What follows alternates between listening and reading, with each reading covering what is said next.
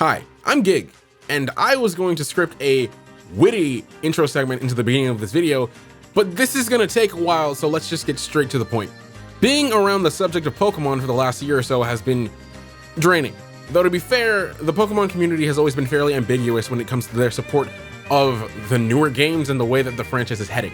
Some being for the steady trickle of very safe content, and some wanting the series to be shaken up as a whole.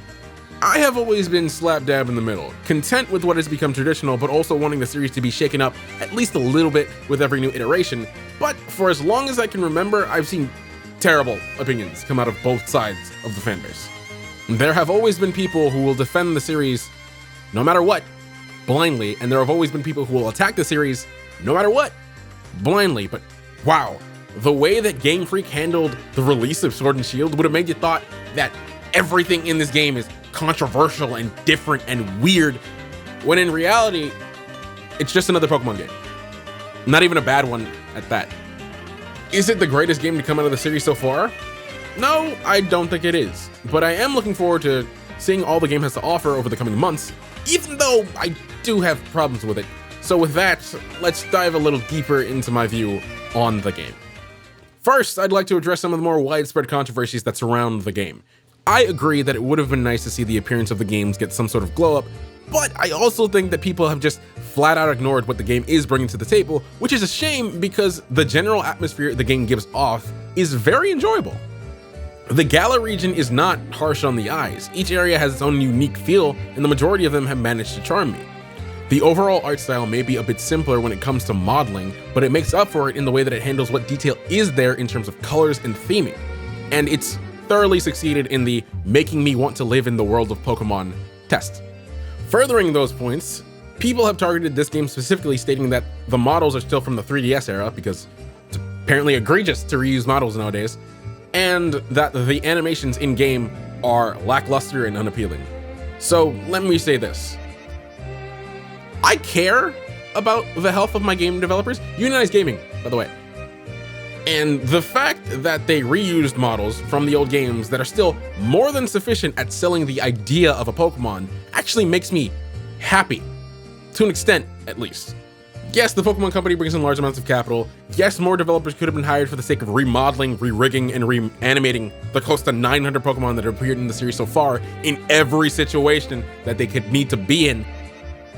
But business-wise, time-wise, and gameplay-wise, that makes no goddamn sense. The amount of time needed to animate every Pokemon in every situation they could be in, even with a large development team, would still be an astronomical amount of time. People don't realize how many unique animations every Pokemon has and needs to gain every time a mechanic is reworked or added. And actually, I encourage you to count how many unique animations you see for a single Pokemon in this game. You'll be surprised. And even if they did overhaul everything, it doesn't make the goddamn gameplay better. This is a turn-based, competitive, multiplayer RPG, not an action game. What, would a better model or animation increase your attack power in battle, or defend you from more things, or benefit you strategically at all? No, it just looked better. And while the feel of an animation is important to nail down as a developer, for example, simply changing a walking or running animation to one that makes a character glide above the ground can do a lot to sell someone on that character. They're still just moving from point A to point B, and as a consumer, it's important to recognize things like that. There's also controversy around the gameplay itself, mainly revolving around the fact that not every Pokemon came back for this game. People will claim that it limits the creativity given to you as a player, but let's be real, the majority of people are just angry because their favorite Pokemon isn't in the game. And look, I understand that not having your favorite monster come back can be a bit discouraging, especially if you've been with the series for a while, because, you know, each one has their own unique feel and you grow attached to them, or hell, you grow attached to even just seeing a familiar Pokemon. But let me say this, and by saying this, I'm not trying to invalidate anyone's feelings. My favorite monster is not in the game. I understand that. This is a game, and these Pokemon aren't real. Just because they are not in this installment doesn't mean they won't be back in the future, and that doesn't mean that you can't find something that you love in them in the Pokemon that are actually here. It's the same thing as playing any fighting game ever. Characters appear and disappear from one installment to another, and some don't come back at all. There are no rules that state that every character has to come back in that situation, and it's the same with Pokemon. You might think or want it to be different because it is Pokemon, but that's just been one of the benefits of the series so far. There is no law that states that everything has to be brought forward, and the sooner you realize that, the sooner you can come to peace with what the game actually does have to offer, even if that still means you won't pick it up, because there is also no law that states that you have to pick this game up. Play what you like, don't play what you wouldn't. It is your choice to make, not the choice of some influencer online, not the choice of the people you're close to, your choice. Also, I'd like to state that it's really funny that people were complaining about all the animations being garbage before we saw 99% of the animations after the game came out. Like, that one screenshot from Super Paper Mario has never been more true, and that's a problem. Anyway, moving on to the actual gameplay, it's Pokemon. So it's good. Going further than that, the new stuff that's been added, meaning Pokemon moves, abilities, and Dynamaxing mainly, have been really great. To me, at least. The Pokemon introduced this gen have majoritively seemed pretty strong, actually. They play with the trope of what it means to be a Pokemon of a specific type a lot, whether that be by being solid overall with a typing that's specifically considered not to be the best. The Grookey evolution line does that pretty well, actually. Or by having access to a much more varied move pool than expected, or just having a very clear-cut strategy that's fun and unique. Also, let me say this. Beware of the fish. You will know. The new move pool is very wide, but there are some notable exceptions from it. My least favorite being Sacred Power not coming back, and when considering that alongside certain moves like Toxic being spread across fewer monsters, it'd be easy to be wary of battling in this game. But from what I can tell, the majority of Pokemon haven't been affected too negatively by this, and none are outright broken because of it. Mind you, I haven't had the chance to dive deeply into every Pokemon individually, so take this with a grain of salt. And I must say this, I really like Dynamaxing. Not having access to the overall stat boost of Mega Evolution or the vast amount of bonus effects Z moves offer does mean that battling in Sword and Shield is a bit simpler. But in all honesty, I'm alright with that, though I do recognize that it's something that many people will miss. I personally think that this will be a nice little respite from all the options that we had in 7th Gen. Don't get me wrong, I want those options to come back, but I feel like having a break from the amount of insanity that Z-moves and Mega Evolution could cause could be beneficial for the community in multiple ways. Also, some of these Pokemon, when Dynamax, are dummy strong and require a decent amount of strategy to beat, looking directly at you, Gyarados. Dynamaxing also serves to give us another form of challenge in the main game, that being in raid battles. The idea of facing gigantic monsters with people you actually know is just fun, and the rewards that you get from beating raid battles seem to be worth it, whether that be the currency that you use to buy a multitude of things, or the items dropped by the Pokemon themselves.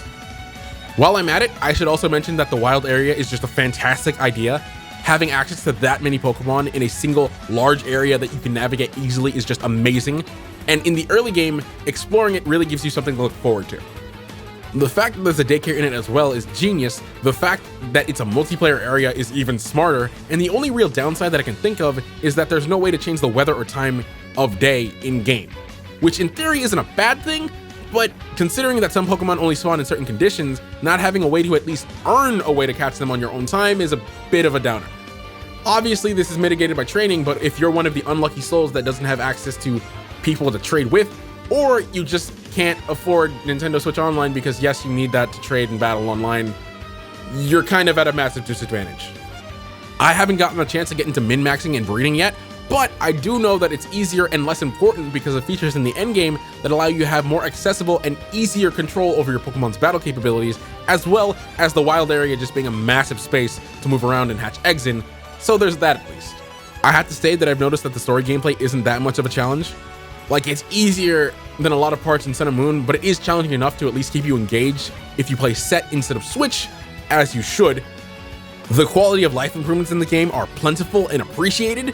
Movement is great, and you have access to it very early on. TMs and TRs are widely available and reasonably priced, if not free. Renaming Pokemon at any time, and however many times you want, as well as being able to relearn moves without heart scales from the same NPC in every Pokemon Center is awesome. And those are just some of the improvements. These genuinely do make the game more approachable and make me want to play the game more. And finally, I haven't gotten the chance to use the game's after-game facility extensively, but I do know that what you can get from it is great, And I will try to make a follow-up video on that, as well as other game topics such as catching every mon and multiplayer and the train wreck that is the fashion in this game when I feel more comfortable with it.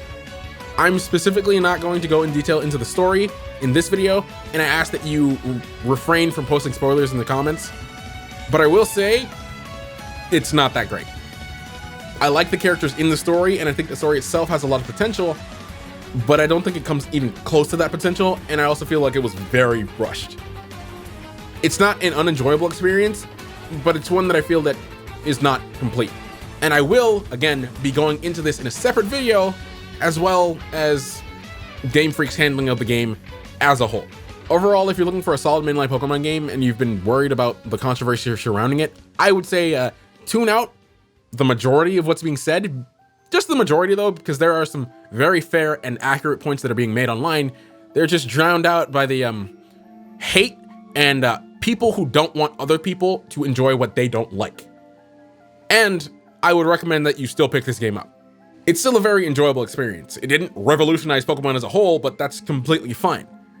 And it did do a lot to improve on aspects of the series that were a bit lackluster, while still being the same old Pokemon game that we know and love.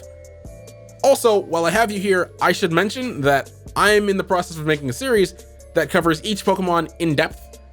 Like a little bit of lore, a little bit of background, but mostly utility in and outside of battle. So if you like the way I handle things, stick around for that. But with that, I'd like to say thank you for watching the video. Have anything to add, maybe an aspect of the game that you think is important to mention?